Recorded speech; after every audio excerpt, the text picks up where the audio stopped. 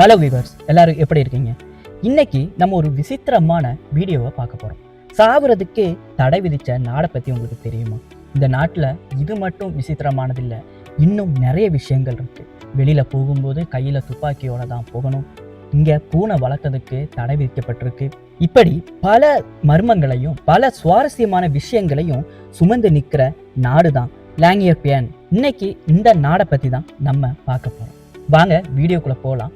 நீங்க பார்த்துக்கிட்டு இருக்கிறது ரீடிங் ஆஃப் ஹிஸ்டரி. நான் உங்கள் சுபின். மறக்காம இந்த வீடியோக்கு ஒரு லைக் பண்ணிருங்க. அடுத்த வீடியோ எதை பத்தி போடலாம் அப்படிங்கிறத கமெண்ட்ல சொல்லுங்க. உங்க ஃப்ரெண்ட்ஸ் அண்ட் ஃபேமிலிக்கும் ஷேர் பண்ண மறந்துடாதீங்க. Welcome to reading of history.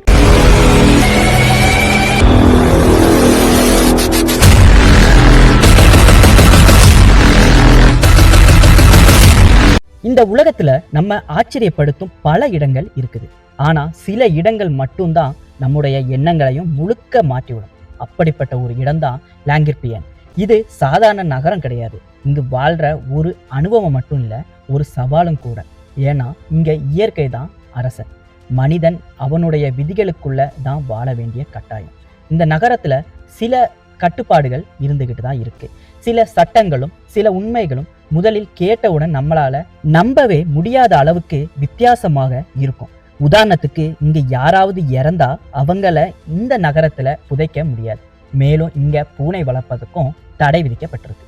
இதை கேட்கும்போது இது ஒரு கற்பனை கதையா அப்படின்னு உங்க எல்லாத்துக்குமே தோணலாம். ஆனா இது உண்மை. இந்த உலகத்துக்கு மிக வட துருவத்திற்கு அருக இருக்க இந்த நகரம் மனித வாழ்க்கையில எல்லைகளை நமக்கு உணர்த்துது. லாங்கியர்பியன் என்பது நார்வே நாட்டின் கீழ் வரும் ஸ்வால்பார்ட் தீவு கூட்டத்துல உள்ள ஒரு சிறிய நகரமாகும். இது ஸ்பிட்ஸ்பெர்கன் என்ற தீவுல அமைஞ்சிருக்கு. இந்த இடம் நார்வே மெயின்லாந்துக்கும் வட துருவத்துக்கும் நடுவுல இருக்குது. உலக வரைபடத்துல பார்த்தா இது பூமியின் மேல் முனையில இருக்கும் ஒரு சிறிய புள்ளி மாதிரி தான் தெரியும். ஆனா அந்த சிறிய புள்ளிக்குள்ளதான் ஒரு வித்தியாசமான உலகமே மறைஞ்சிருக்குது. இங்கு சுமார் 2500 பேர் மட்டும்தான் வாழ்ந்துகிட்டு இருக்காங்க. அவங்க உலகின் பல பகுதியிலிருந்து வந்தவங்க. யாருக்குமே அதுதான் சொந்த ஊர் அப்படின்னு இல்லை. வெவ்வேறு கலாச்சாரங்கள் அவங்கள்ட்ட இருக்கு. வெவ்வேறு மொழிகள்ல இருந்தாலும் இங்கு வாழும் அனைவரும் ஒரு பொதுவான விஷயத்துல இருக்காங்க. அது என்னன்னு தெரியுமா? அவங்க இயற்கையோடு ஒத்துழைத்து வாழ கற்றுக்கிட்டாங்க. இந்த நகரத்தோட வரலாறு 1906 தான் ஸ்டார்ட் ஆகுது. 1906 ஆண்டுக்கு திரும்பி நம்ம போகும்போது அந்த காலத்துல அமெரிக்க தொழிலதிபரான ஜான் முன்ரோ லாங்கியர் இந்த இடத்திற்கு வந்தார். அவர் இங்கு நிலக்கரி வளம் இருப்பதையும் கண்டுபிடிச்சார். அதை அடிப்படையாக கொண்டு ஒரு சுரங்க நகரத்தை உருவாக்க முடிவு செய்தார். அதாவது அந்த சுரங்கத்துல வேலை செய்யறவங்களுக்காக ஒரு நகரம். அவர் இங்கே ஒரு குடியேற்றத்தை ஆரம்பிச்சாரு. அந்த நகரம் பின்னர் அவருடைய பெயர்லேயே லாங்கியர்பியன் என்று அழைக்கப்பட்டுச்சு. ஆரம்ப காலங்கள்ல இங்கு வாழ்ந்தவங்க பெரும்பாலும் சுரங்க தொழிலாளர்கள் தான். அவங்க கடுமையான குளிரையும் கடுமையான வாழ்க்கை முறையும் எதிர்கொண்டு இங்க வேலை செஞ்சுக்கிட்டு வந்தாங்க. அந்த கால வாழ்க்கை மிகவும் சிரமமானதாக இருந்துச்சு.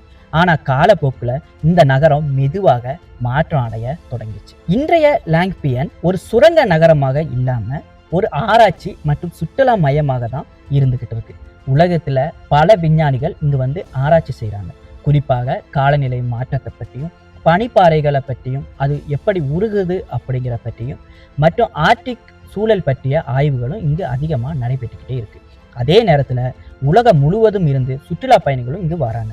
அவங்க இந்த நகரத்தின் தனித்துவத்தை நேரில் அனுபவிக்க விரும்புறாங்க. இந்த நகரத்தின் மிகவும் கடினமான பகுதி அதன் காலநிலை தான். இங்க குளிர் என்பது சாதாரணமாக இருக்காது.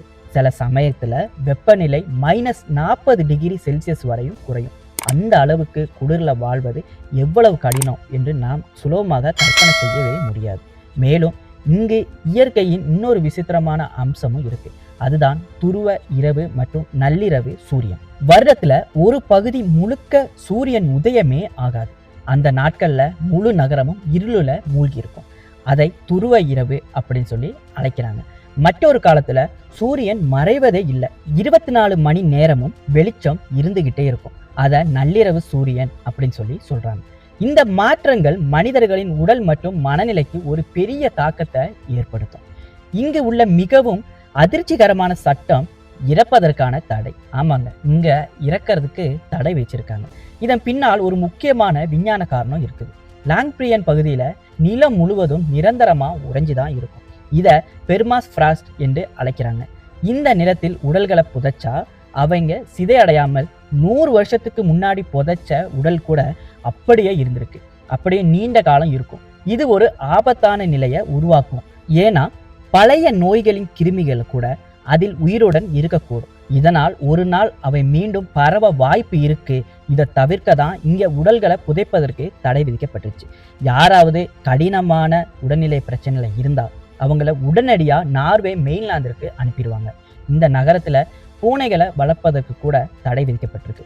இதன் காரணம் சுற்றுச்சூழல் பாதுகாப்பு. இங்கு உள்ள பறவைகள் மற்றும் சிறிய உயிரினங்களை பாதுகாக்கிறதுக்கு வேண்டி இங்க அந்த விதி கொண்டு வரப்பட்டு இருக்குது. ஆனா இந்த நகரத்துல மிகப்பெரிய ஆபத்து என்னன்னு தெரியுமா? துருவ கரடிகள். இவை மிகவும் ஆபத்தான விலங்குகள். மனிதர்களை தாக்கும் சம்பவங்களும் இங்க நடந்திருக்கு. அதனாலதான் இங்கு வாழும் மக்கள் வெளியே செல்லும் போதே துப்பாக்கி எடுத்துட்டு தான் போவாங்க. இது ஒரு வழக்கமாவே இங்க இருக்கு. இது ஒரு சாதாரண விஷயம் போலவே உங்களுக்கு பார்க்கப்படலாம். ஆனா பள்ளி மாணவர்கள் கூட கையில துப்பாக்கி எடுத்துட்டு போவாங்க. அவங்க போய் தங்களோட பள்ளிக்கு வெளியில துப்பாக்கிகளை வச்சுட்டு உள்ள கிளாஸுக்கு போவாங்க. லாங்கிப்ரியன் உலகத்திற்கு இன்னொரு முக்கியமான காரணத்துக்காக பிரபலமானது. இதுதான் ஸ்வால்பாட், உலக விதை சேமிப்பு கிடங்கு. இது உலகின் மிக முக்கியமான பாதுகாப்பு திட்டங்கள்ல ஒன்று. உலகம் முழுவதும் உள்ள பல்வேறு பயிர்களின் விதைகளை இங்க சேமித்து வைக்கப்பட்டது. ஒரு பெரிய இயற்கை பேரழிவு அல்லது மனிதனால் ஏற்பட்ட பிரச்சனை காரணமா உலகில் உணவு உற்பத்தி பாதிக்கப்படுற அந்த நேரத்துல இந்த விதைகள் மனித குலத்தை மீண்டும் காப்பாற்ற உதவும். அதனால இதை பல டூம்ஸ்டே வாட் என்று அழைக்கிறாங்க. இது மனித குலத்தின் எதிர்காலத்தை பாதுகாக்கும் ஒரு காப்பகமா பார்க்கப்படுது. இந்த நகரத்துல வாழ்க்கை எளிதே இல்லை. ஆனா இங்கு வாழும் மக்கள் மிகவும் வலிமையானவர்கள். அவங்க இயற்கையை எதிர்த்து வாழ்கல, அதற்கு இணங்கி வாழ்ந்துகிட்டு இருக்காங்க. இந்த நகரம் நமக்கு ஒரு பெரிய பாடத்தை கற்றுக் கொடுக்குது.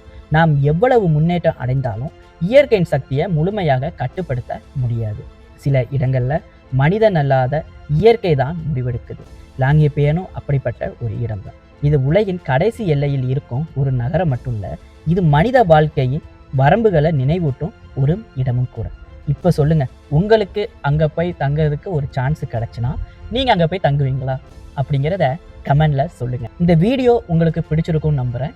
மறக்காம வீடியோக்கு ஒரு லைக் பண்ணிருங்க, சப்ஸ்கிரைப் பண்ணிருங்க, பெல் ஐக்கானை கிளிக் பண்ண மறந்துடாங்க. உங்க ஃப்ரெண்ட்ஸ் அண்ட் ஃபேமிலிக்கும் ஷேர் பண்ண மறந்துடாதீங்க. நான் இன்னொரு வீடியோல உங்களை வந்து சந்திக்கிறேன். நன்றி, வணக்கம்.